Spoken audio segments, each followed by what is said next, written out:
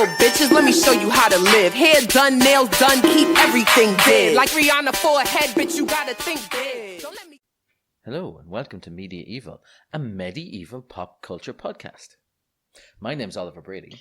And I'm Sarah ifft Decker, and we talk about how movies, TV, and books depict the medieval world in both historical fiction and medieval-esque fantasy. And we talk about what they get right, what they get wrong, and what they tell us about how modern people see the medieval past. And as we know, and we've discussed now, and I think this is like the 10th or 11th episode, Sarah gets very upset when people act like prima nocta wasn't a thing, and people act like peasants weren't just getting stabbed at all points during the thing, at all points during the medieval period. Sarah, what other things do most people get wrong about the medieval? Well, most people assume that use prima noctis was a thing, which it wasn't, and also sometimes they get the Latin wrong and think it was called prima nocta. I believe it was prima nocta because, as Latin scholar and giant shit Mel Gibson told us, it is prima nocta. We should definitely rely on Mel Gibson's Latin skills. Yeah, it's about the only skills we can rely on. Sarah, why did you decide to do this podcast? I decided to do this podcast because I really like medieval history so much that I got a PhD in it. And I think the Middle Ages is cool. I teach medieval history. And I find it interesting how people think about the medieval world and what things they tend to get wrong about it, what misconceptions they have. Why did you decide you wanted to do this podcast where I rant about my academic field with me?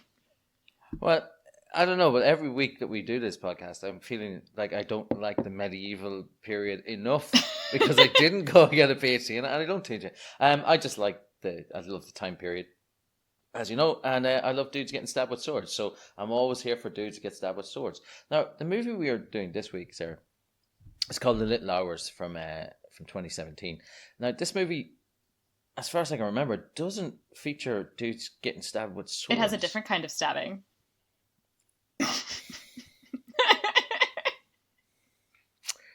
That's the sound of an exasperated co-host. The filth levels that Decker brought this podcast to at the very beginning. When we get to the end, this is the first time in the podcast history that we're going to have a very different rating between the two of us for this movie, because one of us loved it and one of us did not. We'll find this out when we get to the end. Yes. Just be prepared. But one of us might have been offended. This movie, it's almost impossible to offend a good Irish Catholic. It's also almost impossible to find one. But the most important thing is this is a comedy, I believe is how you describe it. Yes. Where people make the jokes. There are not a lot of medieval comedies, but this is one of them. This is definitely the better of the two we've watched, Sarah. Yes, that is true. The other being stay tuned, everybody, for Robin Hood Men in Tights, a movie that does not hold up. Yeah, there are a lot of gay panic jokes. It's not. And a lot of racist jokes. Yeah, there's some issues. Sarah, who's in this movie? Basically a lot of people who are in Parks and Rec or also have been on podcasts. So Aubrey Plaza is in it as Sister Fernanda. Kate Micucci as Sister Ginevra.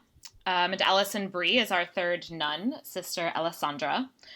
Baby James Franco, or I guess his name is technically Dave Franco, is the gardener Masetto. Who else? John C. Reilly as Father Tommaso. Molly Shannon as Mother Maria. Fred Armisen has a great turn at the end as a bishop. And of course Nick Offerman is in it and is amazing. Well, he's okay. Yeah. I'm not going to oversell the Nick Offerman this in it. He's like a medieval dicky version of his Parks and Rec character, and everyone loves Ron Swanson. But this is like if Ron Swanson was an absolute asshole. Yeah, so he's evil and horrible, but he's definitely like a comedic villain to some extent, while also being a real villain. He is the bad guy, but he's played for laughs. And it would genuinely be funny if... not even funny. Like, if it was something like Shrek we were watching, they'd have him fall over a bunch of times. Right. But he's just a menacingly scary dude with his head up his own ass, basically. But we're going to get into the recap of the movie. Now, we say this every week, Sarah, but we definitely will try and keep it shorter this time. We'll see how it goes. And we will have to see how it goes, because I want everyone to realize that for a movie that some of us think is not particularly good and is kind of just forgotten about, Miss Decker here has... That's Dr. Decker, pages. by the way. Miss Decker. Dr. has Decker. Like nine pages. I do not have 9 pages. No, it's no. 6 pages. It says 9 on mine. Oh, you're supposed to have gone weird. Mine says 6. 9 pages, everybody, of notes from Miss Decker. Doctor. I'm going to correct you every time. Guys, I have no problem with Dr. Decker correcting me. I just think it's assholes who would insist on still calling her that. And I still can't believe it's happening in 2018. But PSA, if any of my students are listening to this, it's Doctor. if any of your students are listening to this, send help. She really enjoyed this movie. It's very accurate. We'll get into it, and we'll start with the recap. As ever, this will be sung by our Gregorian choir. In numeratio. I get worse at this every time. Oh, no, I think you're getting Anyway. better. I'm very looking forward to we're never going to have a jingle. Oh, we're definitely going to get a jingle there. I will find a way to get a jingle. But anyway, more importantly, we open on the forest in Italy, near the convent of, and now I'm going to ask Dr. Decker to pronounce some of the words for this for me, because my Italian is, like most of my languages, not good. Garfagnana. Yes, I would have said Garfagnana, but It's like Garfagnana- lasagna. Lasagna, exactly, perfect. It doesn't taste as nice though. No. And it's 1347. And Sister Fernanda, played by the lovely Aubrey Plaza, is leading a donkey back. So she's just kind of walking with it. She's wearing her nunly clothes. Right? But as we'll find out, she's wearing the wrong nun clothes. She is wearing her winter habit when she should be in her summer habit. As a good Catholic, I spotted this straight away. And then Kate Micucci, playing Sister Generva, comes up and says, "What are you doing? Why are you wandering around here with the wrong clothes on?" And that's when we get our first bit of knowing that this is not going to be your daddy's nun movie, because Fernanda basically tells her to fuck off. Yeah, so we're definitely going with modern slang, which is, a deliberate anachronism, so I'm fine with it. I do want to note, however, that although there are some lovely medieval churches in Garfagnana that they must have used as filming locations, as far as I can tell, there is not a medieval convent. So when you said earlier that it is certainly accurate, it's clearly not. It doesn't get everything right, but I think it really gets a lot of things, really, really right. So about your religion. Stop. And its There's clergy. nothing right about religion. But what we do get is a little sense of the two characters. So we have Sister Fernanda. I'm going to use a word to describe her, which is something that we would use in Ireland a lot to describe people who are like Sister Fernanda. She's a massive bitch. And then Sister Generva is kind of like a gossipy kind of person. Like, I think she's meant to be... right, she's played by Kate Micucci, so it's hard for her not to be cute and twee. But I think that's what she's meant to be, is seen as like not necessarily, like as in maybe not necessarily all there, and a little bit like she was put into the convent when she was 12 and has lived as a convent girl her entire life. Kind of. Right, she's very awkward, and Sister Fernanda, it's actually basically just April Ludgate, but a nun. Yes, so. Exactly.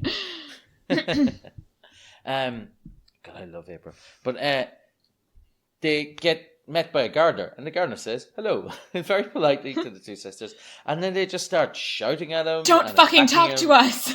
And it's as Sarah's written down in the notes here, one of many extensive notes. She says that it really sets the irreverent tone of the movie, and it definitely does. I genuinely thought something had happened, or we were going to find out something about this man. Nope. But turns out that no, there's nothing there at all that would suggest that he was evil in any way. Right, so at this point I actually do want to note. So this story is not an entirely made-up story. It is actually an adaptation of Giovanni Boccaccio's Decameron. And in the beginning of the Decameron, it actually does indicate that the nuns were pretty obnoxious to the gardener, though not quite this hostile. Wait, this is based on a true story? No, it's not a true story.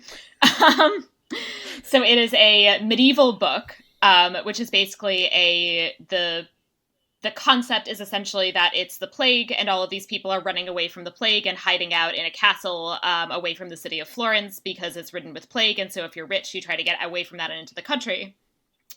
So all of the rich people hanging out away from the poor people who are plague-ridden are telling each other stories to try and basically pass the time while they, can't go home to the cool city. And this is one of these, or it's based on basically a combination of two of the stories from the Decameron. So it's not a true story, but it is a medieval story. Excellent. Decameron sounds like a bad character or the evil entity in an episode or a season of Stranger Things. It kind of does. You get chased down by the Decameron. But we then cut to a completely different scene. So we've left the convent. I wanted to call it a nunnery, but they've left the convent, and we're now with Lord Bruno, played by Nick Offerman, and his wife Francesca, and they're having a very cold and awkward kind of dinner where he wants to moan about the Guelphs or Guelphs. He hates the Guelphs. He hates them, and his wife is more interested in checking out in maybe, I was going to say the most unsubtle way, but it's up there with Isolde for the lack of subtlety she displays. It's pretty bad. Checking out the dude that she's obviously been having sex with. Lord Bruno is complaining about her lavish lifestyle while she clearly is living in, like, they're probably well off for the time, but they're still living in a shitty castle that looks cold and uncomfortable. Right, and I think at some point he's like, "You have 2 dresses." 2 dresses. How dare you? And that's clear. It has to be overly lavish. I also would like to note the Guelphs are a real thing that he would be complaining about. So Garfagnana in the 14th century was embroiled in wars between the Guelphs and the Ghibellines. So the Guelphs are supporters of the Pope, and the Ghibellines are supporters of the Holy Roman Emperor, who have been basically on and off in conflict since the late 11th century.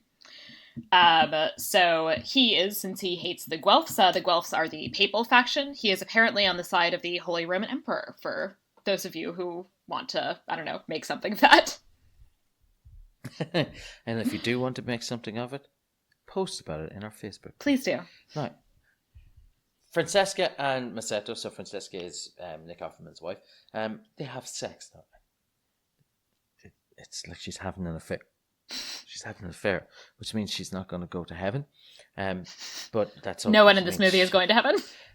Yeah, what, Sarah? They're none. Of course they're going to heaven. So then there's some pillow talk where he clearly just wants to get out and leave, and she is really doing her best to be loud, and he's worried about Nick Offerman's character finding him, and she just seems to be just very happy that if that's a possibility of happening. I think she just wants to rub it in his face. Yeah. Masetto is more worried about the fact that he's probably likely to have his balls cut off if he gets caught. So, he gets a bit nervous. And then Nick Offerman, or Lord Bruno, does come in.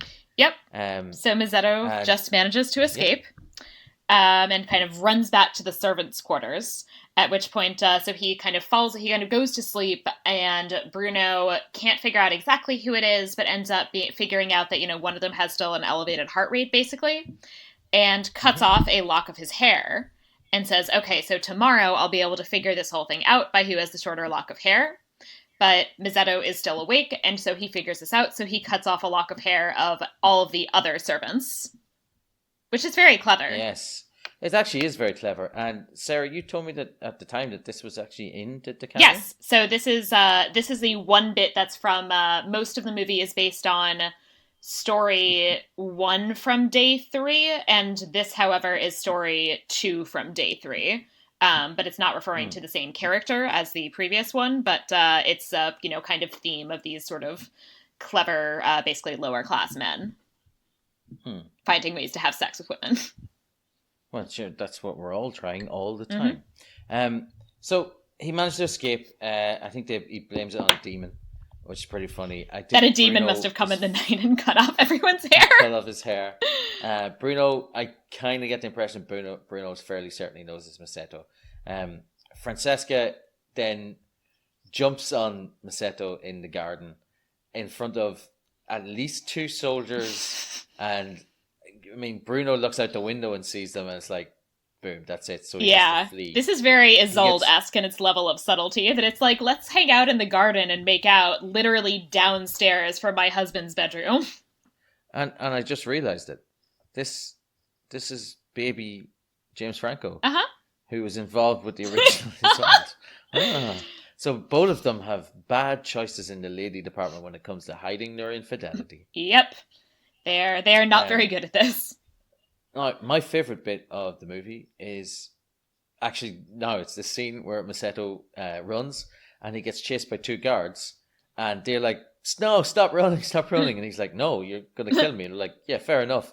And then he just keeps running because they're wearing armor and are overweight. Right. So they can't keep up with him, so he runs away. And it's like it's a weird thing just in your head, because if you picture any action movie escape scene, it's like protracted and long. He runs to the end of a field and the 2 lads give up halfway through the field. Right. They're just not, we're never going to catch him. We're wearing armor and carrying weapons. Yeah, so they just give up. It's great. They just give up. It's pretty one of the guards is John Gabris, who is a frequent Comedy Bang Bang guest. You said I only know him from Comedy Bang Bang. Yeah, I've never seen him before. I don't know him from anything because I don't even listen to Comedy Bang Bang. So like, complete stranger to me. Sarah, we then get back to the convent and we meet the very, very lovely Alison Brie, who in real life is married to Dave Franco. Oh, really? Which explains, yes, they're married in real life. Oh, how weird. Which explains the hotness of their scenes together, which we'll get to later on. Yes, they have some chemistry because she is not a very good nun. And in fact, the reason she is not a very good nun. And he's not a very good actor. Oh, shit.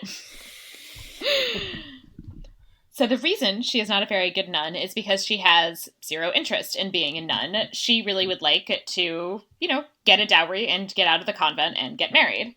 But basically her dad is too broke, so instead he has dumped her in the convent because he can basically give the convent less money than would be required for a dowry.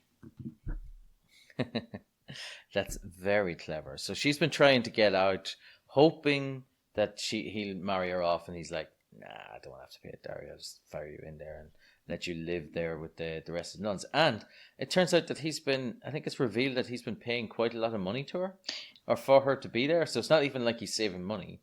It's like he's killing 2 birds with 1 stone. Right. We'll talk a little bit more about this later. He probably is saving some money, but maybe not that much. In order to make money, Sister Alessandra has been embroidering. She seems to be very good at it. She probably learned it as a young girl growing up in a rich family, so I imagine that's what they did.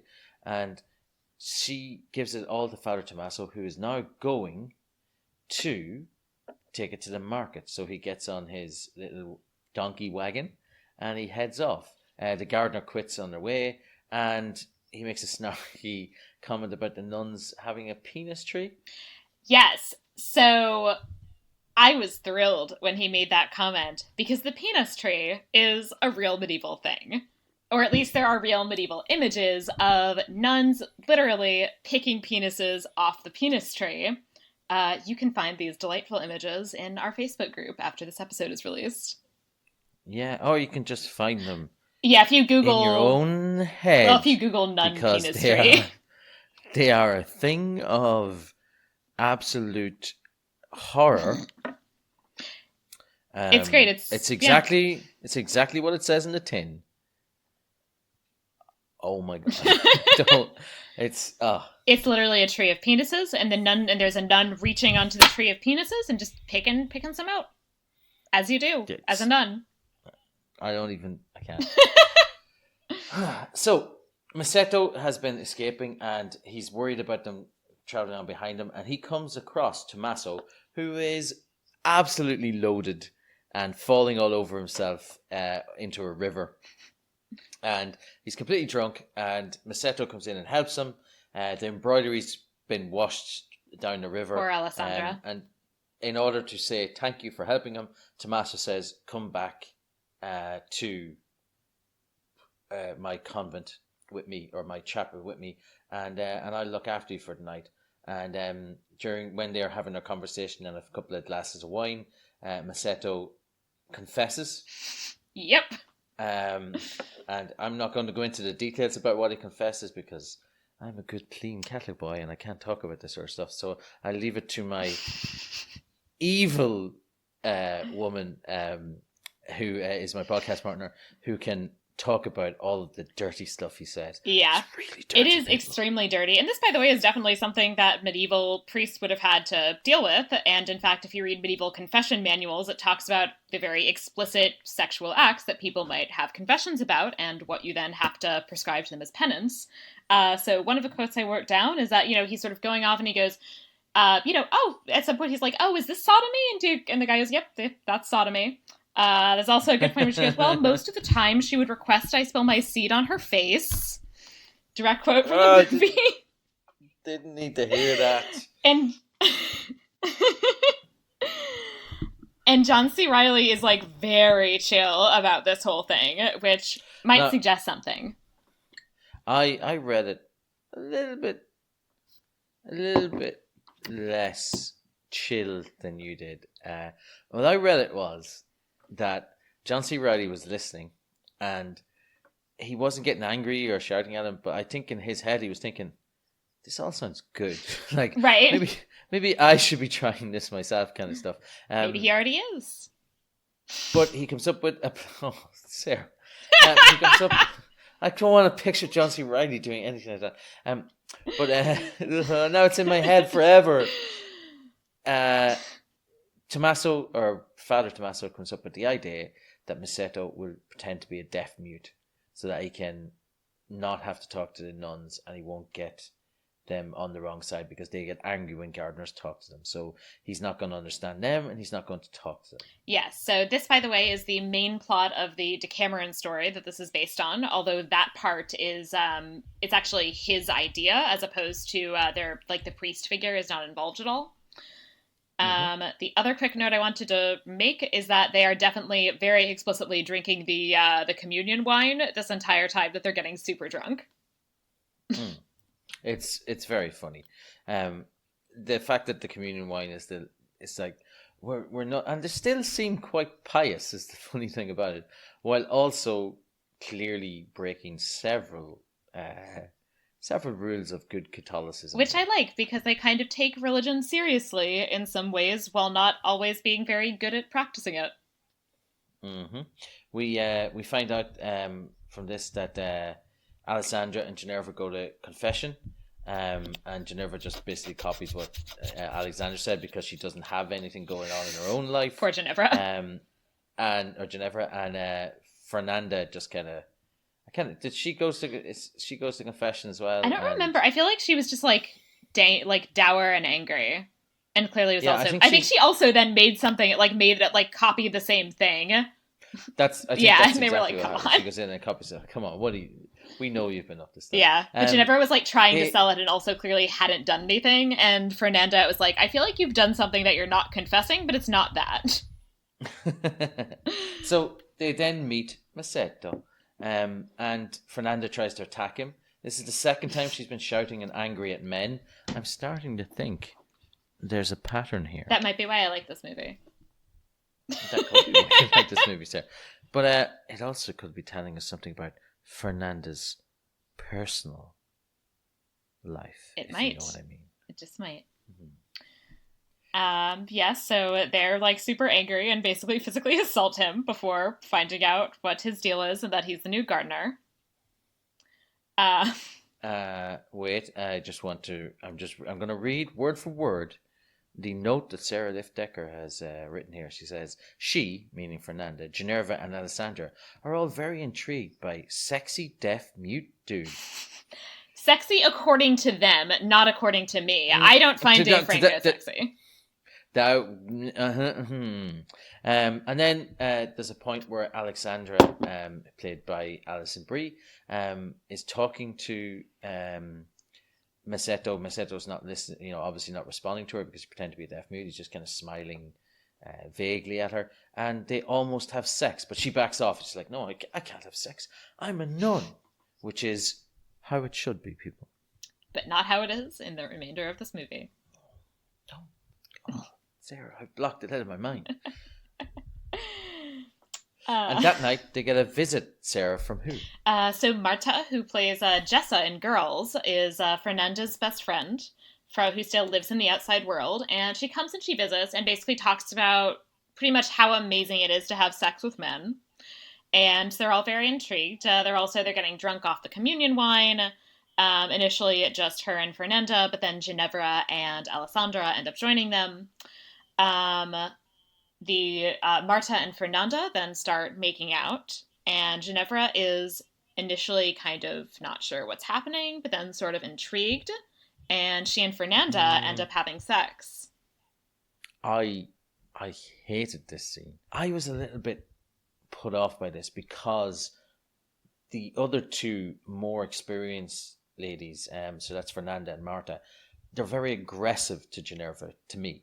And it kind of made me feel uncomfortable watching it. How did you feel about that, Sarah? Yeah, the whole thing was not great. So she actually says no a couple of times, and so they ignore her saying no. So that does make this sexual assault. Then the whole thing is kind of a little weird in terms of the turn that it ends up taking, because through this experience, she ultimately seems to realize both that she kind of has feelings for Fernanda, or at the very least that she is gay, that she prefers women. And it's the weird thing about it is that's a really empowering moment. Yeah, and so there's something when she comes running in and she's like, I like women. I don't want to be a nun anymore. I like women. And it's like, yeah, that's good. It's just that it's unfortunate it had to come through this to get to that. Yes, I really wish they had done that scene differently and hadn't had her come to that realization through essentially sexual assault. Yeah. The other thing that made me, I think we both said it at the time, is the next day, Ginevra, who starts thinking she has feelings for Fernanda, and Fernanda is just completely dismissive of her. Acts as if nothing had happened. We didn't do anything last night, and Ginevra just wants to say, oh, we had fun, and yeah, I enjoyed it, and Marta and myself, I thought we had a connection or whatever. And then Fernanda's like, no, what are you talking about? Just, and moves on. And it's at that point, it's like, yeah, it feels very advantageous of the other two to have done that, but right, it feels predatory. Yeah, that's the word I was looking for. So I feel really bad for Ginevra for the next several scenes of this movie. So Marta also starts talking about this belladonna potion that she knows of, which I thought was a really weird thing, but apparently it's a real potion that people used during the Middle Ages and that did in fact have these effects. That it basically enlarges your pupils, and you sort of put it in your eyes and it enlarges your pupils and reddens your cheeks, and it's essentially supposed to kind of make you look sexy and therefore help you seduce men. Yeah. So they make this in the woods. Marta warns Fernanda that she should not drink it, that she can only put a couple of drops in her eyes. So she does that. She also cuts Fernanda's finger and then uses the blood as weird blush. That actually would have been unnecessary because the potion also rouges cheeks, I learned. So they didn't need to do the gross blood thing. And so Ginevra is hiding nearby and witnesses the whole thing, but kind of misses some of the instructions. So then we end up basically having a kind of sex comedy of errors situation. Yeah. It turns into this weird, it's sex comedy, but it's also the second time in a matter of I'd say 5 minutes that we have a sexual assault. In this case, they drug Masetto, and Fernanda gets him hard and has sex with him right up to the point where he's about to finish, and then she just stops, because obviously I think it's implied that she and Marta have a thing, and later on I think it's implied that they want death to all men. So she's not into men at all, as you do. So they leave after getting him at the edge, and he's all confused. He's like, fuck. And then in walks Alessandra, Who has clearly decided that she's ready to have sex with a man. A man, it doesn't matter who it is. So she picks her husband, and they start having sex, and they both enjoy it. And I'm assuming he didn't last very long since he was right on the edge. Poor dude. But since she was an inexperienced nun, she probably didn't know anything. Yeah, she was like, "Oh, it must always be like this." So you were saying belladonna is a real potion? Yeah, so belladonna is some kind of plant, and there was apparently a potion made with belladonna in the Middle Ages that did this. That you would like put it in your eyelids, and it would like widen your pupils. Like that apparently is just an effect that it has. But it is cool. Also in quantities. If you drink it, it has hallucinogenic properties, and even can poison you, can actually kill you. So that will become relevant shortly. Then we get some of the best scenes are the ones involving Fred Armisen. So Bishop Bartholomew, right? Or Bartholomew arrives, and he comes in, and Tommaso and Maria are giving him a walk around the convent, and he's talking to him about taxation and money, and how much they can get and why they aren't making as much money as they should be. Now, we know it's because Tommaso is drinking pretty much anything he can get his hands on, because he's drinking it away. But Ginevra, at the same time, is making her own belladonna potion. And she starts to have hallucinations, which I think is pretty funny. Because she doesn't listen to the instructions. So she heard how to make the potion, but then left. And so she didn't hear Marta's warning that you definitely shouldn't drink it. So she drinks it. Poor Ginevra. I think it's a very funny scene. At the same time, Masetto wants some more of that sweet, sweet Alessandra action. So he sneaks into a room, and while they start having sex, in walks this old nun who just sits down and starts embroidering. Because she's clearly like blind, basically, and like does not see what's happening. And so then Alessandra just like gets up and also starts embroidering. And Masetto hides under the bed and is about to leave and sneak behind the nun, but then Bartolomeo, the bishop, and Tommaso and the Mother Superior, Maria, also, like, they all walk in giving the bishop a tour. And so he ends up having to, like, hide behind a door for a little bit, I think. Yeah, it's a solid. It's really funny. It's a great scene. It's a solid bit of scene. Comedy. An escape, and then he accidentally outs himself because he has to say no. She goes to do something. He's like no, and then she realizes that he can talk. Yep.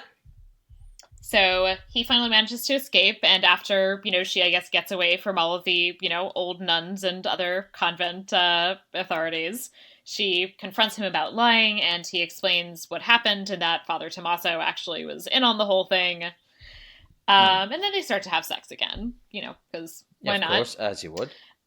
I think they've fallen in love at this point. Yeah, they're going to get married. Then Ginevra comes in. She's still a little bit feeling the effects, and she's a bit high, and she doesn't realize what was going on. Then Marta and Fernanda come in, and Ginevra and Alessandra hide. Right, and it's also Ginevra actually tries to seduce Masetto at first. You're right, that's what But happens, then she actually stops and says, wait, no, I'm gay, I don't want to do this. Which is actually kind of nice.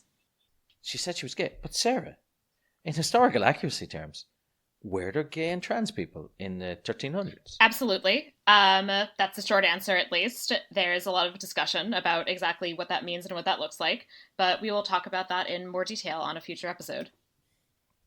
Perfect. I'm looking forward to it, because I do remember reading an article about it once, and you said to me that you had mixed feelings on it, and it's not often that you tell me you have mixed opinions, so I'm looking forward to talking about that in greater Absolutely. detail. As she's having her confession, I don't know, is it really a confession this year gay? But as she's having her moment of realization with Masetto, Marta and Fernanda burst in, and Ginevra goes and hides alongside Alessandra. They're both very surprised, or Ginevra's very surprised to see Alessandra's there. What are you doing here? She's like, shh. And I actually thought that was quite funny. But they kidnap him and take him to a coven of naked dancing witches. Now, that's not something I see written down very often, but this was very funny. It was very funny. I will say this is where the movie a little bit feels like it kind of goes off the rails, and I'll talk in a little bit about some accuracy issues around here. But it's a movie, right? I didn't know anything about this movie before we sat down to watch it. I think Sarah might have. I think all I knew was that it was basically a comedy based on the Decameron. I think that was all I knew, and that it was like sexy nuns. Sexy nuns, or is that how to call them? Nuns. I don't distinguish. But they were. I distinctly remember texting Sarah about 10 times and just going, "What? Wait, what? what? Wait, hold on. Whoa, where is this coming from?" Because it's just so off the wall. Like, it's like 1 minute I'm thinking, oh, so this is about all of the nuns are just sexually frustrated and they're all looking for a bit of sex, and the two of them are in a relationship, but they want to see maybe the man. And I thought maybe their plan had maybe, in my head I was thinking maybe they're going to try and get him to get them pregnant, and then that there'd be some way for a nun, if she was pregnant, that they'd have to release her back into the wild, so to speak, or whatever, right? That's what it was in my head. I was thinking the wild, and that's what was in my head. I was thinking, but then to find out that no, it's been a coven of witches who are carrying out a fertility ritual, and they're about to kill a man so that it gives them like arcane powers. And I was like, I am kind of on board, but also this movie just went insanely. Yeah, it's so weird. But so they're about to kill Masetto.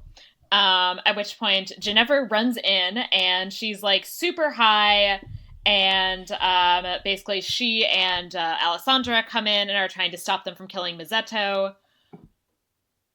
I think that Ginevra might actually murder Marta. She like hits her in the head really hard with a log, and do we see her again?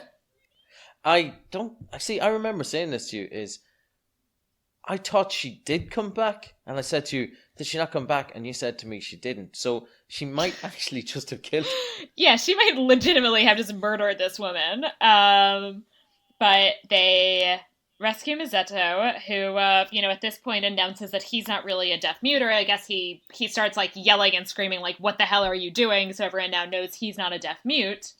And Ginevra then at this point tells everybody that she is gay, and also that she is Jewish. Ladies and gentlemen, we have a Jew. We do have a Jew, and I do think it's funny that the only reason Masetto is still alive is that she hits Marta, and the only reason she chose Marta as the one to hit is because Marta is with Fernanda. Yeah. And it's like out of jealousy and rage. She wasn't coming in to save Masetto, which right, is what Alessandra it kind of looks like, and that's what he seems to think. She's just upset. She's just upset, and she kills Marta, or smacks her really hard in the head anyway. And then she confesses that she's gay and a Jew. Yep. Did they have Jewish people in the 1300s? They did have Jewish people in the 1300s. They even have Jewish people in Italy. I will talk a little bit in the next section about secret Jews and what's right and what's a little bit off there. Oh, secret Jews. That's why you'd have to have secret ham to sneak them out or to catch them. Exactly. Just sneak them some ham and see if they eat it.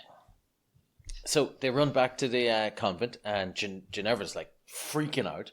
And she starts yelling, and everyone's waking up.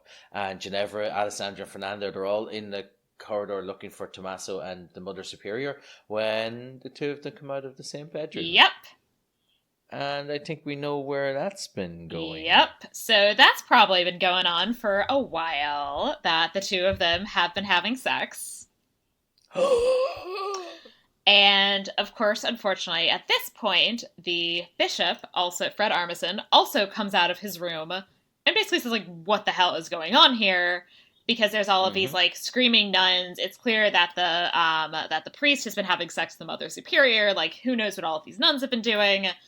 So he decides, he has to get things in order. Yeah, so he's like, right, we're going to have to sit here and hear your confession. And he's writing everything down, and they've all gone in as a single people and told him. it's very funny. He knows what to do with a lot of stuff. He doesn't know what to do with some of the things. It's like, he plays this. See, I'm not a big fan of Fred Armisen. I find that a lot of times he's over the top, or he just does this weird starey thing where he doesn't emote. But in this, his reaction is perfect. He really comes across like, I am a beleaguered man who is putting up in a situation which is ridiculous. Yeah. And it's almost like he's gone into shock, but he's just like, right now, I just have to do it. So then when he finds out that one of his nuns is Jewish, he literally have no idea what to do. He's just like, I'm just going to move on. I'm just not dealing with this. I'm just going to move on. They also, at some point, I think Fernanda's like talking about her witch rites and like starts talking about how she's eaten blood. And he just kind of looks at her and goes, do you think I've ever had to write down eating blood before? When taking a confession. Do you think I've ever written down eating blood before? And it's like, it's so good though he does it. It's like, yeah, I don't think you've ever written that down. Unless, of course, you've been, maybe he's met other Jews. Hi-oh! Blood libel jokes. Classic. We will discuss the blood libel in more detail on a future episode. Just so we know, I only learned that from Sarah. I did, up until we started being friends, I didn't know anything about Jewish culture whatsoever, and didn't know that they ate and drank the blood of innocent Catholics and Christian children. It is amazing to me. I mean, that was not Jewish culture. That's what your people came up with. What? We did. I mean, not quite your people. It was the English. Oh wait, sorry. That's definitely not my people. Your people is in Catholics, but it was English Catholics. They were the worst Catholics. Right. So the sisters make friends with each other again. They're like, you know what, we shouldn't be. We're all on the same page here, and they decide that it's time to get Masetto out of being imprisoned because he's been sent back to Bruno, so he's definitely going to be killed or probably tortured before being killed. Yeah, I also do just want to note at this point that he has also sealed up his wife behind a wall, and Bruno makes up and makes an awful comment about the fact that he has high hopes that his new wife will prove a better candidate once she reaches puberty. He makes that comment twice. Yeah, it's not great. I think, doesn't he say it to his wife and he says it to I think he says Masetto earlier that he wants to replace her with somebody who hasn't yet reached puberty. And then he makes that comment later. Yeah. He's like, I think what he says earlier on is something along the lines of, oh, she'll be a beautiful girl in a few years or something along those lines. So I think that's who he ends up marrying. It's like, oh, yeah, you're not a good dude. You're a good actor. Yeah, and you seem like a lovely man in real life, but Bruno, horrible. And I think he really pulls off the role of making him this just like cartoonish evil dude, and I think it works. But that's definitely what he is. He's definitely like cartoonish, evil, horrible. Yeah. So we're left with Masetto. And he's in, I don't know why I'm saying that in a weird accent, but Masetto's in prison and he's asking the guards, oh, we were friends. And the guards are like genuinely taking the piss. We're like, yeah, we should definitely let you out because like we won't end up having our throats cut and being burned at the stake for helping you. Of course we're going to let you out. And in fairness, like they're right. Like they shouldn't have to do this. I mean, you can't blame you can't blame Masetto for trying, but obviously the guards, are not good enough friends with Masetto to risk their own lives for the situation. Exactly. They're not going to let themselves die just to save this little sap who couldn't keep it in his pants. So the nuns come in and distract the guards in maybe the second funniest bit in the movie, where it's just they stick a candle to the back of a turtle. And it slowly walks past, and the guards are like, is that a candle on the back of a turtle? Let's go. And then they leave their post. So they take off, and so then the nuns all sneak in, and they basically like made up a little dummy to dress as Masetto, and then sneak him out in a nun's habit. So they're heading back to the convent, and en route to the convent, they see a donkey. The very same donkey that, according to Fernanda, kept escaping, but that she was clearly using to meet up with Marta and her witch coven. It turns out that the reason this escaped donkey is hanging out is because Tommaso has been sent away to work to be a monk as opposed to being the priest associated with the convent. But but Maria is using the donkey as an excuse to sneak out to have sex with him because they're in love. I think it's really very sweet. Oh, that is kind of sweet. Sarah, what's the difference between a priest and a monk? So if you are a monk, first of all, you are supposed to be more secluded and not have as much contact with people unless you're one of the kind of preaching friar orders. And you wouldn't ordinarily be somebody who would like take confession. You'd very possibly be residing in a more kind of purely rural area, and you really would almost certainly only, in fact, then be in contact with other men, with other monks. Yeah, excellent. So he's now a monk now, so he's meant to be hiding away inside a monastery, right. But he's sneaking out because he's in love with Maria. Yeah. And hopefully they're going to escape together and run off and be happy ever after. Yeah, it's nice. John C. Reilly and Molly Shannon deserve to find love. I really hope they do. And that's the end of the movie. And we'll talk about our opinions on it later on. But right now we need to find out what they got right and what they got wrong in a section we call Where It Falls So. So why don't we start with some things that they didn't get quite right? Oh, you mean like all of it? No, there's a lot that they got right, but a few things that aren't quite right. So first of all, while there is some indication that at least some people take religion seriously, in the context of a convent, I would like to see more signs of, religious practice and of the very active medieval devotional culture, which in particular, and we'll talk about this more in a bit, included a lot of, devotion to the image of Christ. So I would have liked to see more, nice buff Jesus statues hanging around in this convent. I was just about to say, are you basically saying there weren't enough buffs? Yeah, there was not enough buff Jesus. Do you think maybe there had been more and Fernanda took them down? Oh, like maybe she was going around destroying buff Jesus statues in the middle of the night? Destroying buff Jesus. Maybe. That would explain it. Less easily explained away is the witchcraft situation. So I'm not just talking out a question of like whether there were real witches or not. The issue that I have with it is that the coven of witches and the specific way in which women's witchcraft is presented is very much an early modern idea of witchcraft rather than a medieval one. And so I wish that they'd maybe not gone quite that heavy on that particular like naked dancing with the devil, killing men for fertility rituals kind of witchcraft in a movie that's medieval rather than early modern. And I kind of have mixed feelings about the whole thing, given that, and I think some movies have kind of done this well and some movies haven't, but there is something like slightly problematic about saying that, yes, this thing that basically men use to punish women who didn't fit the mold was an actual real thing and they were essentially right to punish them. So I'm not totally there on the whole witchcraft situation. Okay, right. I agree with that there. Witchcraft was often put forward as just, as you said, a way to punish people.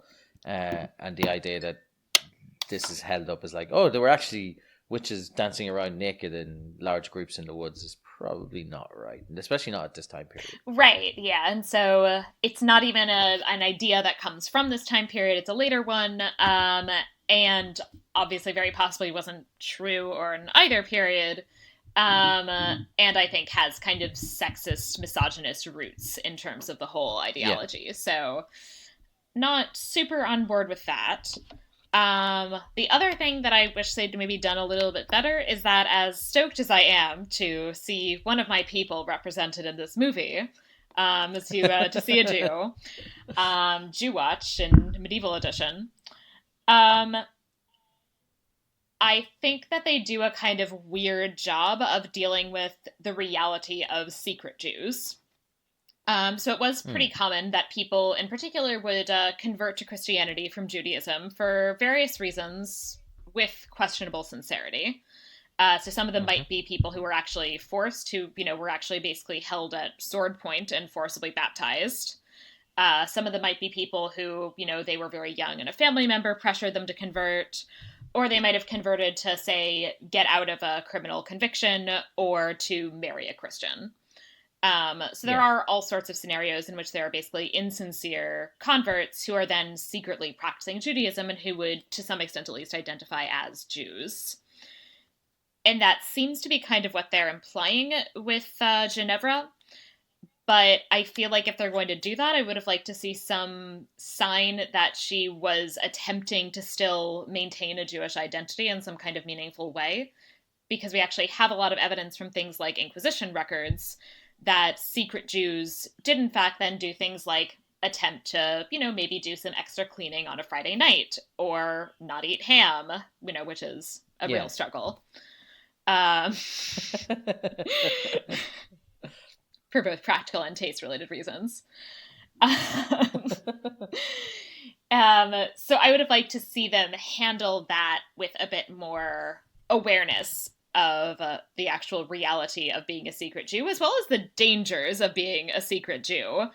If she'd actually told the bishop, actually, I'm Jewish and, pretending to be Christian, but I'm still a Jew and doing all those Jewish things, she would have been, sent off to the Inquisition and at least would have had to do some pretty intense public penance and maybe would have been burned at the stake for heresy. Oof. Yeah, that's it's pretty severe consequences. Yeah. I also makes me laugh thinking that the last movie we did was The Physician, which featured a Christian pretending to be a Jew. And this one features a Jew pretending to be a Christian. It's pretty symmetry. Pretty big turnabout. But Sarah, what did the movie get right? So a couple of things that I actually thought this movie did really well. So first of all, this is just a very small thing, but it talks at some point about Alessandra's father, who's a merchant, but not a very good one, trying to sell textiles in advance on credit, and then it's not working out. That is actually a real thing that people did in the Middle Ages, that they would sell goods in advance on credit. I have a lot of contracts about that exact practice. So I'm excited that bit of real medieval economic history found its way into this movie. Sarah, could you just explain what you mean by sold in advance on credit? Yeah, so essentially that you would plan to basically get into your hands a bunch of textiles. So either things you were planning on trading for, or in many cases it would be that you own a workshop and you're planning on producing this amount of textiles or other goods. And so you would sell them in advance. And that would essentially be a way of you getting credit, which then you would very possibly use to produce or trade for the textiles in the first place. Yeah. So do you think, for example, just to put it into a literary context, do you think that's what happens in The Merchant of Venice when the ships are sunk, but they'd taken money for the goods that they were bringing over, and then when the ship sinks, they're fucked? Yeah, that's probably part of it, is that so he not only has this loan that he's taken out from Shylock, because his money is all tied up in this voyage, but he also probably has even more debts that he has accrued because he's already sold some of the goods on credit that are on these ships. Yeah.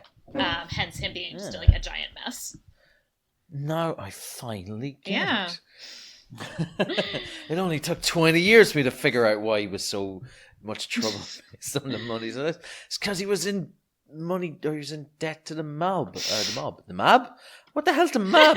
He was in debt to the mob. In debt to Queen Mab of the fairies. Queen Mab. Oh, yeah. My favourite of the fairies. Sarah, what else did you get right? So first of all, I do also think that this is a pretty decent adaptation of the Decameron. So it does center around the story of a man named Masetto who gets hired as a gardener at a convent. And then basically the story is a little different. It actually ends up talking about how he manages to end up sleeping with all of the nuns in the convent, including the abbess.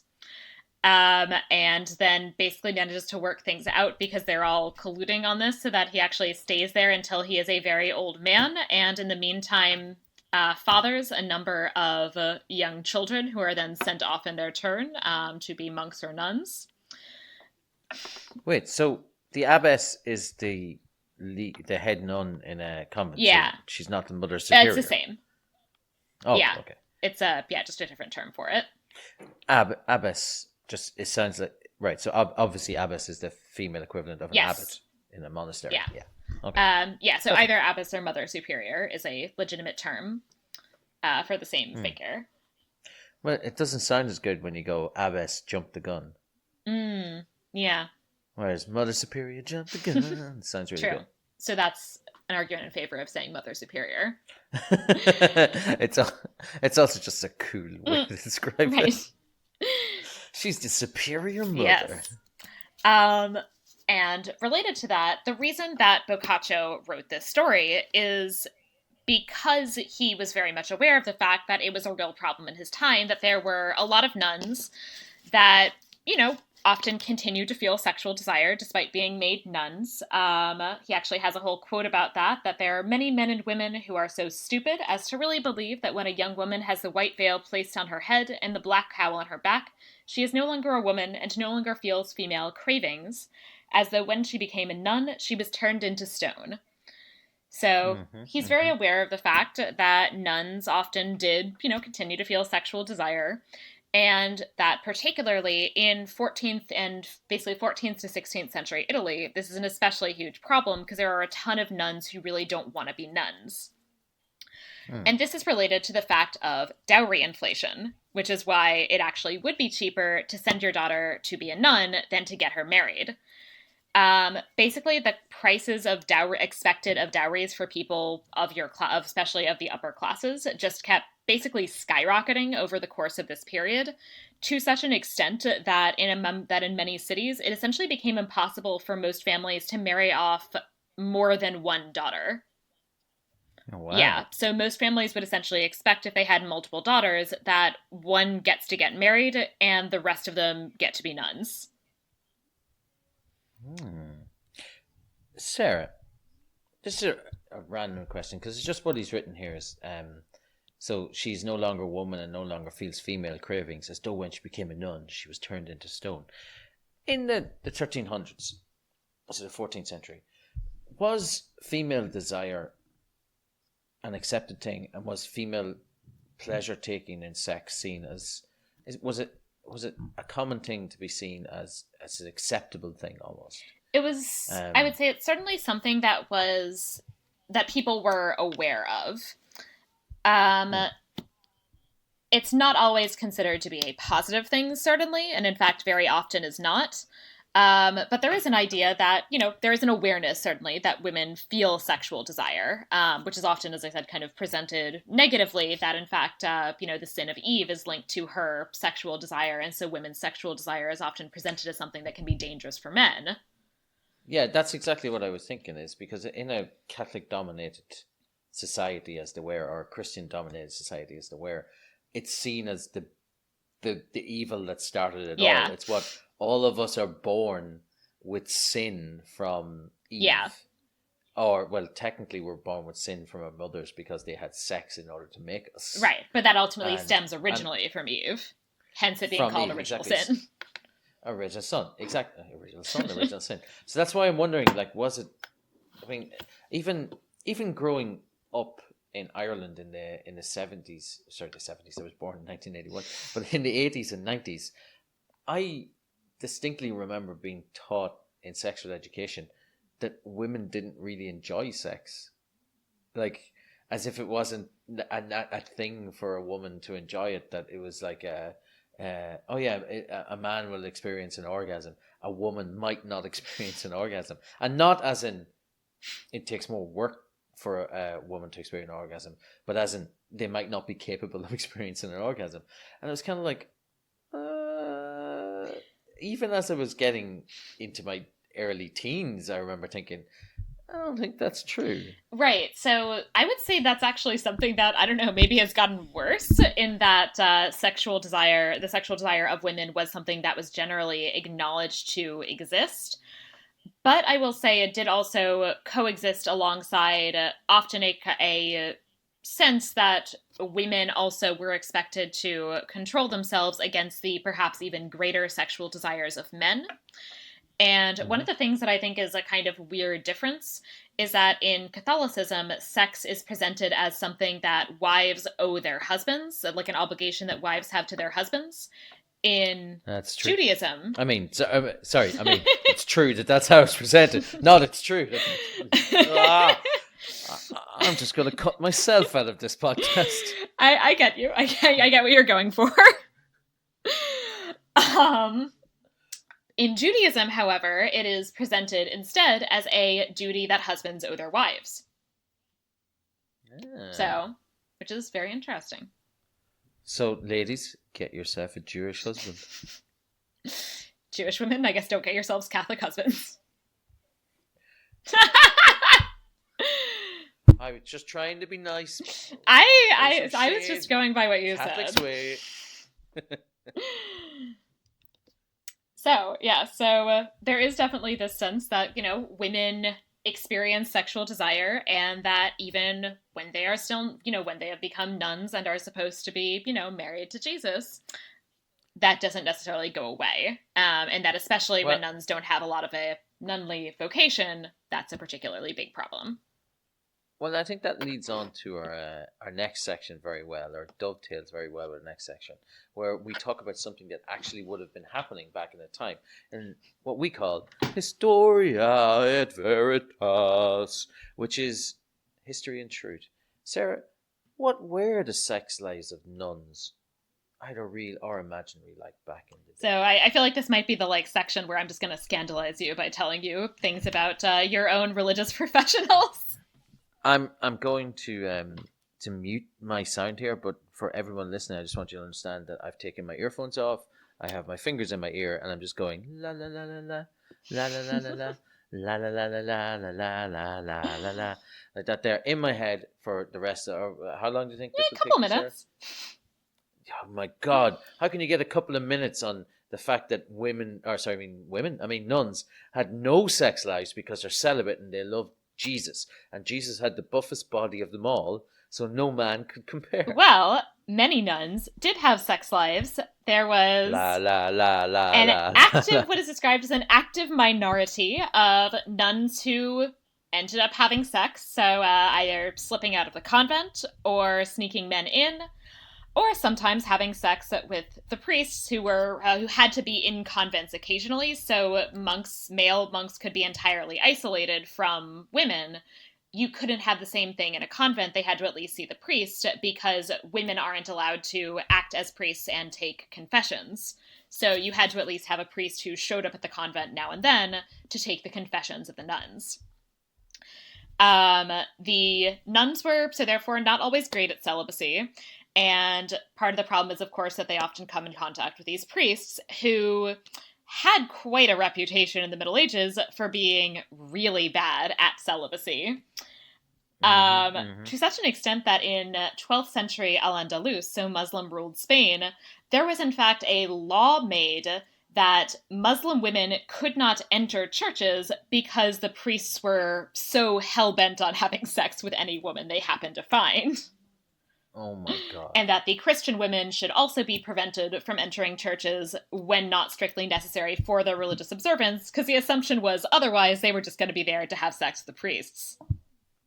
Oh my God. There's also a fascinating book, which I overall recommend, called Montaillou. Some of the ideas of the author are rather antiquated, but he cites a lot of fascinating testimony from this town in southern France in the 14th century, which, among other things, reveals through an inquisitorial hearing that almost every single woman in the town was sleeping with the priest. Oh my God! Can I read this yes. quote? It's a law from 12th century Seville.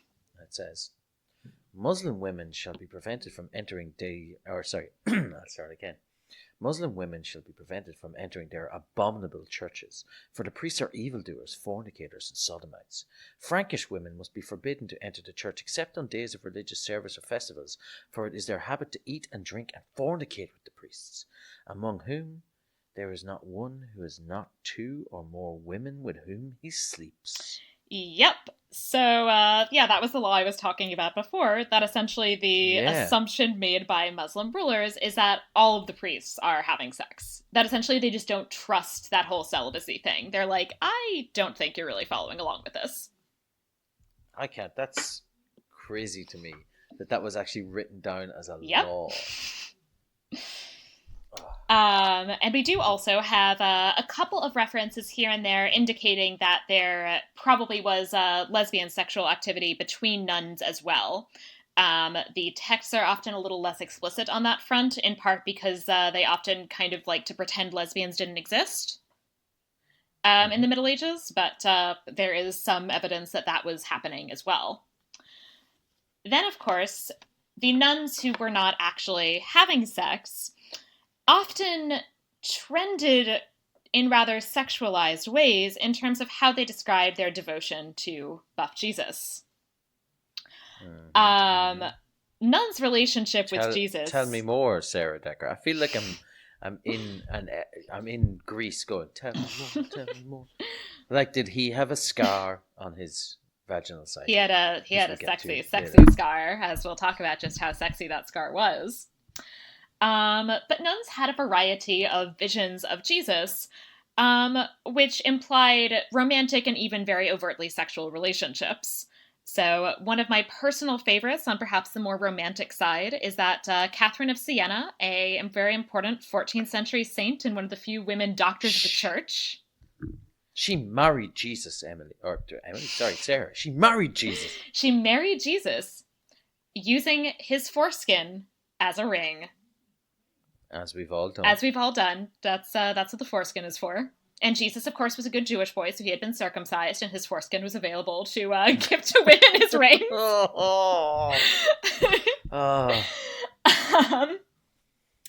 But perhaps my absolute favorite is Angela Foligno, who was a Dominican tertiary, so a kind of lay sister, but still had taken a vow of celibacy eventually.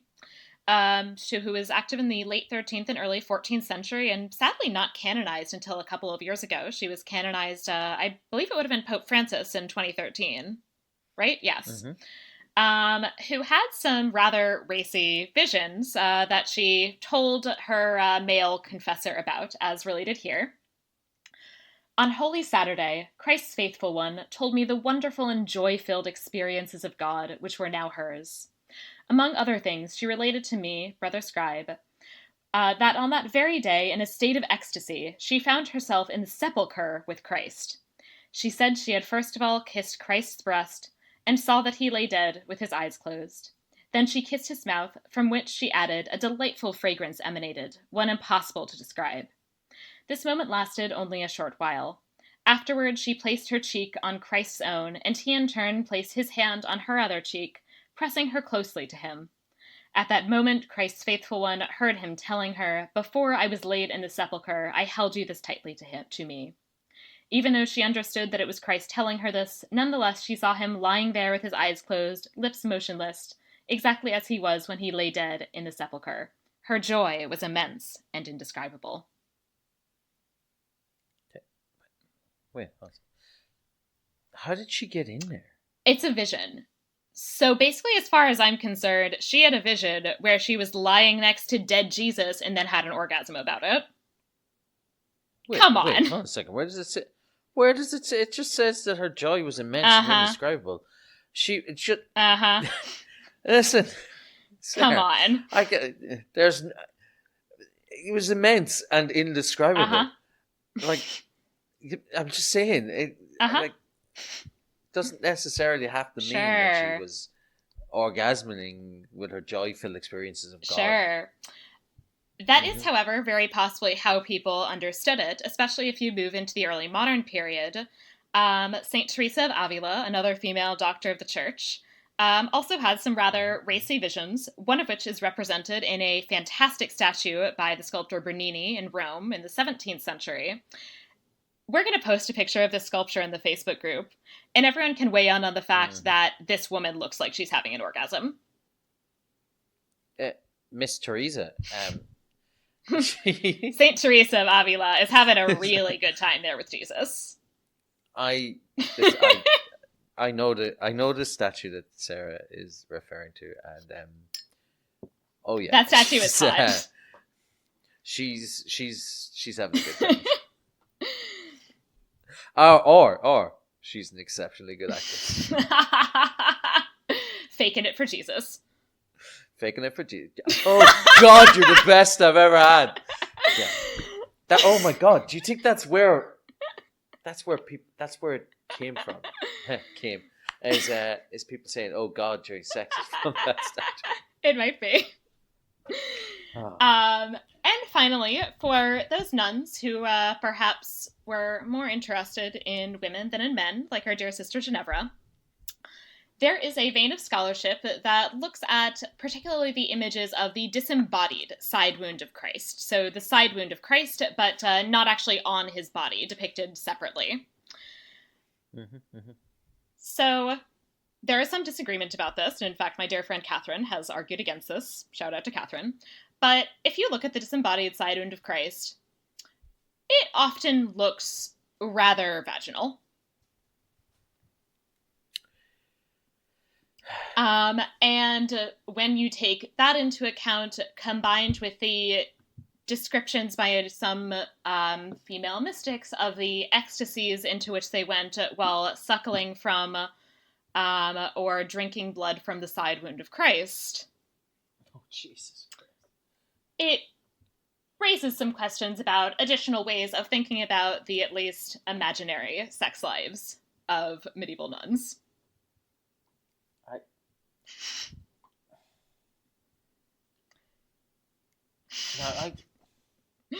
I genuinely, I looked up, I've just typed in, I'm going to take a screenshot of what I just typed into Google here, which is Christ's vaginal side wound.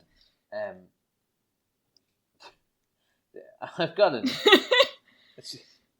Just disembodied side wound is pretty vaginal. A lot of them kind of look pretty vaginal. Not all of them, or but many of them. Or the eye of Sauron. That raises further questions. It's just, it could be connected to it. But yeah, that's wow. So we'll also post pictures of Christ's disembodied vaginal side wound in the Facebook group. Yeah, please, nobody get turned on by that. Or do. That's up to you. Please. No, please don't. We a lot of times it's very rare I'll yuck somebody's yum, but I'm yucking your yums because it's yuck. If you do, don't tell Ollie about it. Please don't tell me about it. Or do tell me about it. No, don't tell me about it. No. Sarah, I think we need to get on to a different section. So, are you sufficiently scandalized? I scandalized. You've done nothing but scandalize me since we started this podcast. And this one might be the worst. I wonder. You know the way Christ is Lord. Yes. I'm glad you said yes when I said that. Does that mean he gets ius prima nocte? Oh God. Every woman that gets well, married? Actually, so not that, but the laws against interfaith sex, which are mostly centered on Christian women having sex with Jewish and Muslim men, explicitly. Dr. Decker, yes. can I just stop you for 1 Yes. second and just point out that you literally started this explanation with "well," actually. Oh no, I'm turning into a man. You're not mansplaining to me. You're cat-splaining to me, and true. you're explaining my Catholicism to me. But I anyway, apologize continue. for explaining your religion No, to no, you. it's fine. I just think it's very funny. Go ahead. Juice-plaining? I don't know. But a real medieval law, a couple of real medieval laws centered on forbidding interfaith sex, which does tend to be forbidding Christian women from having sex with Jewish or Muslim men, explicitly articulated as essentially adultery, but you're cuckolding Jesus. Oh my God. That, and I don't have the quote in front of me, but there are some really fantastic quotes that basically say, as it's so bad to commit adultery against your mortal husband, that it's so much worse to commit adultery against Jesus, which any Christian woman, regardless of whether she's single, married, a nun, she is committing adultery against Jesus through having sex with a non-Christian. Oh my God. Jesus, you bitter cock. But he also has quite a harem, so I don't know where that leaves things. If every Christian woman in the world is his wife. Jesus. No, I mean literally. Jesus. Get in there. Okay, so we're moving on to the last section where we come up with our second last section, where we come up with our own version of a movie, which could be called The Little Hours, that could or could not cover some of the same general topics as this one. So this is a section we call Fabula Nostra. And Sarah, what even was that? But Sarah is going to go first this week because I'm reading about it now and it seems very interesting. And I haven't scandalized you and any of our Catholic listeners sufficiently. So, Not yet. I want to make a movie about medieval, weird, kind of sexy devotional culture. So I want to make a movie about a nun. I'm going to have her named Caterina in honor of Catherine of Siena, but she's not going to be purely Catherine of Siena. I'm going to be doing kind of an amalgam of a number of kind of medieval devotional practices. But she'll be sort of based somewhere in Italy, I think. And the movie is going to center on her visions of a very sexy buff Jesus. And, have, I would say, not explicit sex, but some, pretty racy scenes surrounding her experiences of her, rather intense visions of Jesus Christ. So I'm going to have Jennifer Lawrence playing Katerina, our nun who is super hot for Jesus. And I think Tom Hiddleston would make a solid sexy Jesus. Yeah, I can see that. I was initially thinking Chris Hemsworth, but then I thought that was going too far in the direction of buff Jesus. Listen, Chris Hemsworth can be in every movie, but that would be an exceptionally buff Jesus. It's like a little too buff Jesus. He's also too blonde. Well, yeah, that's true. Yeah, well. So Tom Hiddleston as sexy buff Jesus. Let's see. This seems a good cast. I would watch this. Now, how what would you envisage happening in the movie? I think it would be a kind of artsy film. I think it would not necessarily have the most clear and straightforward plot, but it would be kind of centered on a lot of her visions.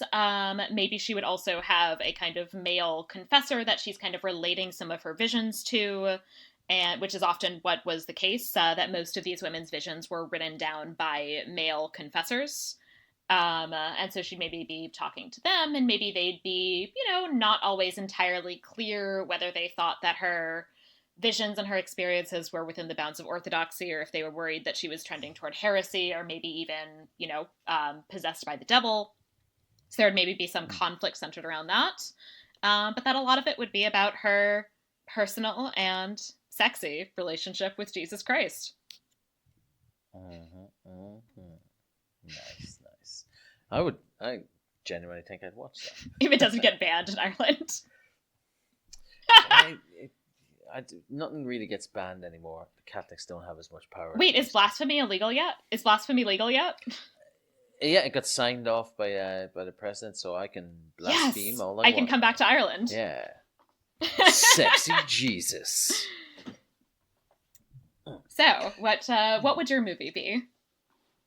Okay, now we're gonna go on a slight journey here, Sarah.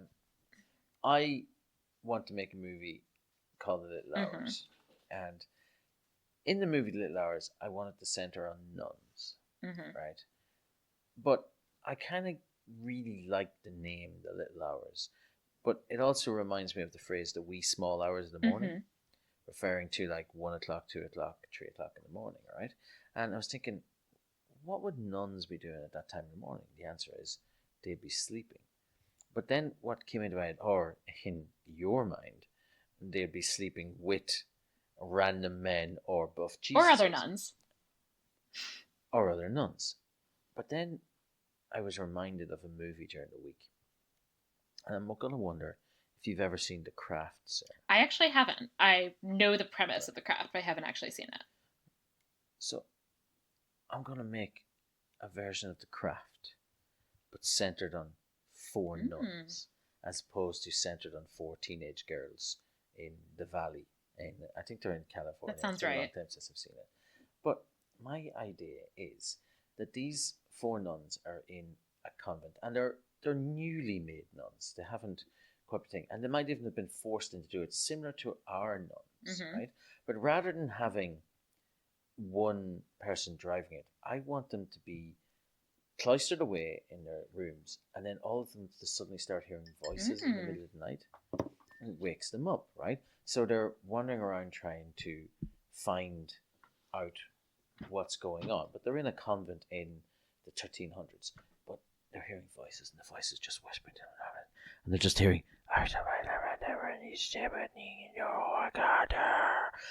which is not actually words, but it sounds scary because that's what they do in movies, which is they just have people saying stuff in like that kind of voice over the top of them. And then they go down to the bottom of the convent into the basement, and they discover that there's a pentagram on the ground. And then from there, they start experimenting with stuff, and they start putting candles on the points. They don't know why. It's like something's telling them in their minds.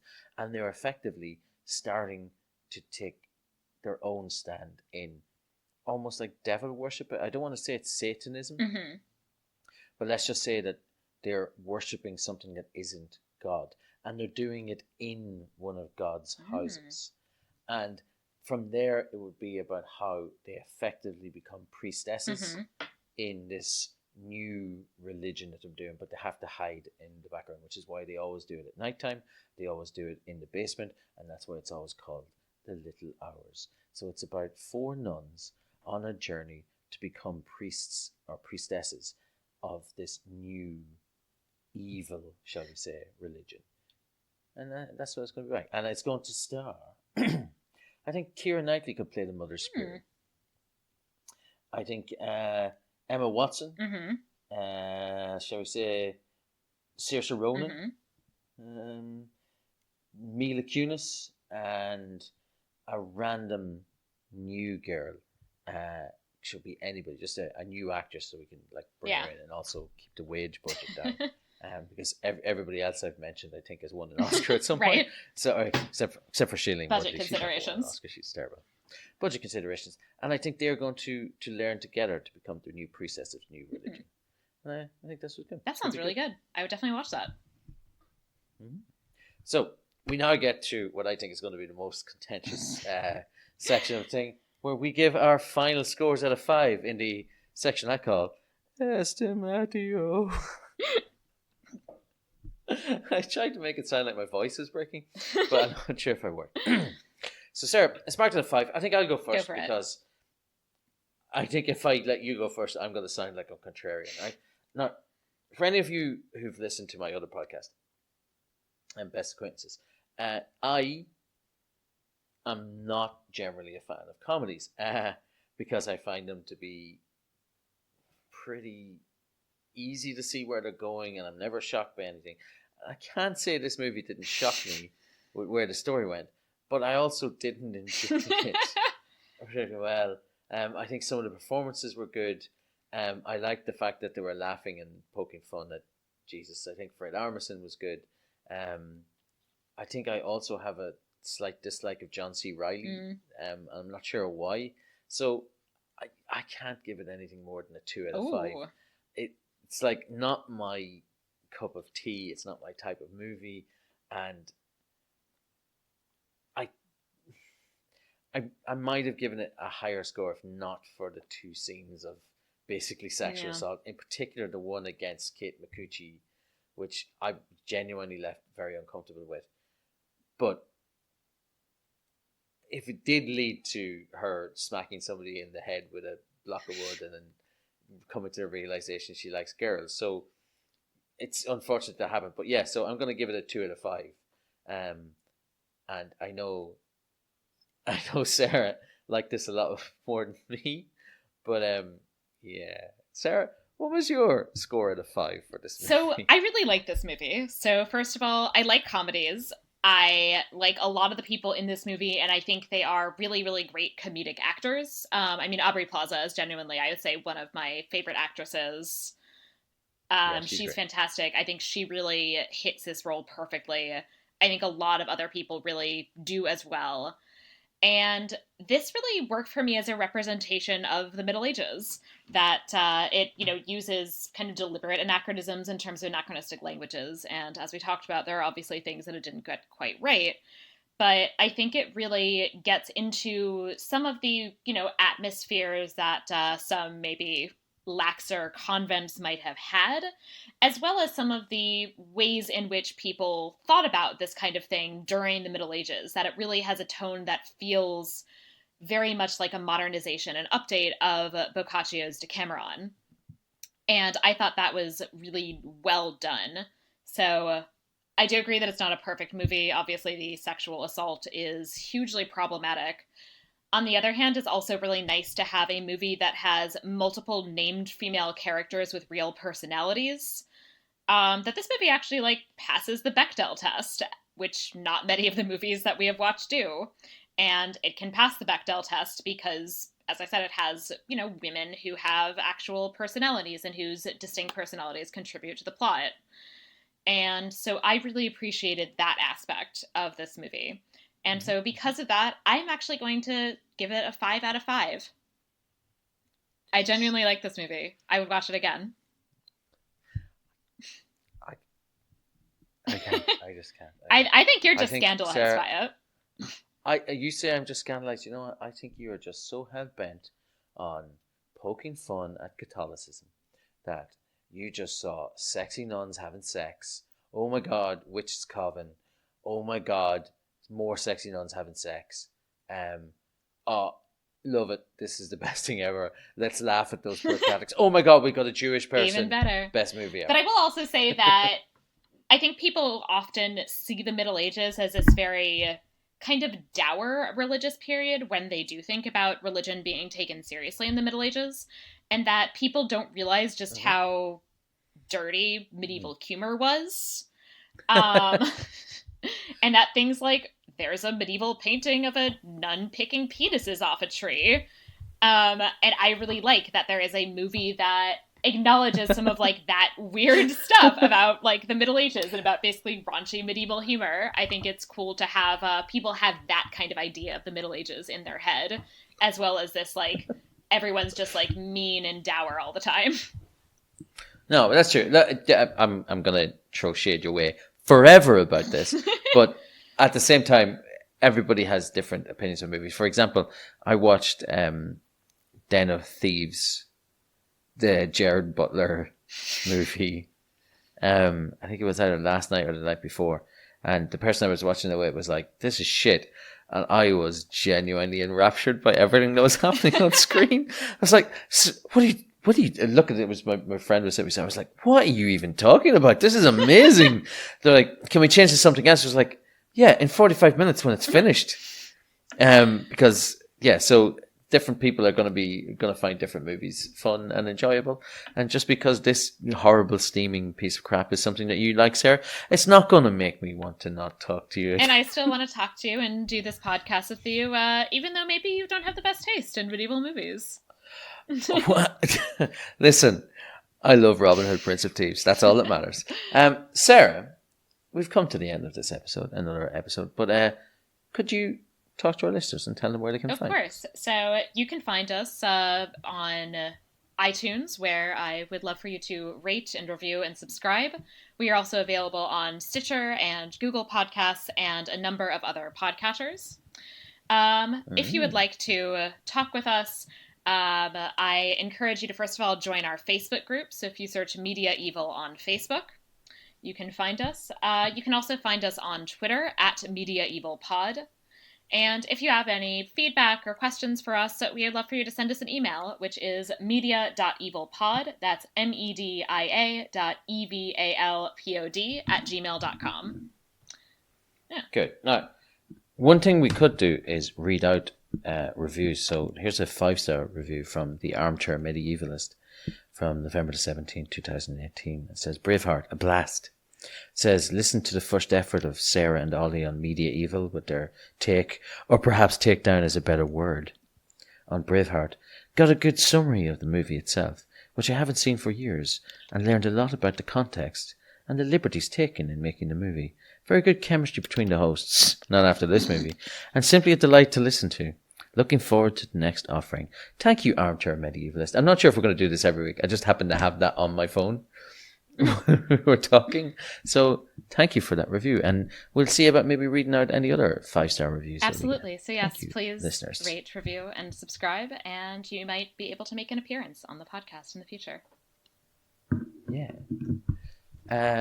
If you want to get more of me, you can find me at my other podcast. It's called Best Acquaintances, where myself and my best friend Emily, we talk to people that we only know from the internet. So we give them a ring, we ask them questions about themselves, they tell us their interesting and funny stories, and you'll find that pretty much everybody has something that they can talk about. And it's a really good podcast. It's where myself and Sarah first met. It's where I met a lot of my online friends, really. And yeah, it's nice. So come and listen to Best Acquaintances. It's a good time. Absolutely. And you can also, if you want to hear more of me, you can also find me on Twitter or Instagram at Sarah If Decker.